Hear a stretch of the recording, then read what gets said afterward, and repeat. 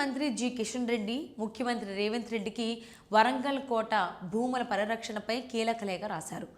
వరంగల్ కోటకు సంబంధించిన భూములను భారత పురావస్తు శాఖ ఆధీనంలోని వారసత్వ భూములుగా గుర్తిస్తూ రెవెన్యూ రికార్డులను వెంటనే సవరించాలని ఆయన స్పష్టం చేశారు.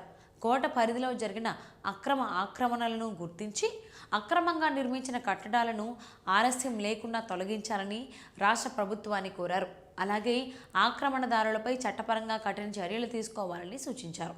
250 ఏళ్ల పాటు కాకతీయుల రాజధానిగా విరాజిల్లిన వరంగల్ కోట మన దేశ చారిత్రక వైభవానికి, శౌర్య పరాక్రమాలకు ప్రతీక అని కిషన్ రెడ్డి లేఖలో పేర్కొన్నారు.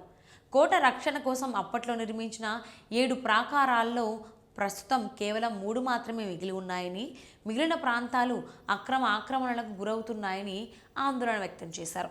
ఈ పరిస్థితి కొనసాగితే చారిత్రక వారసత్వం తీవ్ర ప్రమాదంలో పడే అవకాశం ఉందని హెచ్చరించారు.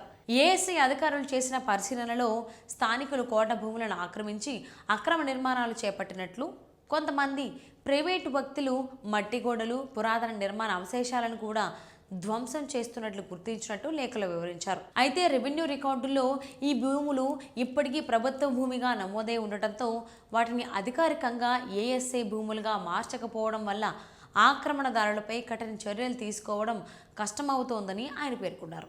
ఈ నేపథ్యంలో ఆక్రమణలను తొలగించాలని ఏఎస్ఐ అధికారులు పలుమార్లు నోటీసులు జారీ చేసినప్పటికీ, అలాగే 2022 నుంచి 2025 మధ్యకాలంలో జిల్లా కలెక్టర్కు పలు లేఖలు రాసినప్పటికీ ఇప్పటి వరకు స్పష్టమైన చర్యలు తీసుకోలేదని కిషన్ రెడ్డి అసంతృప్తి వ్యక్తం చేశారు.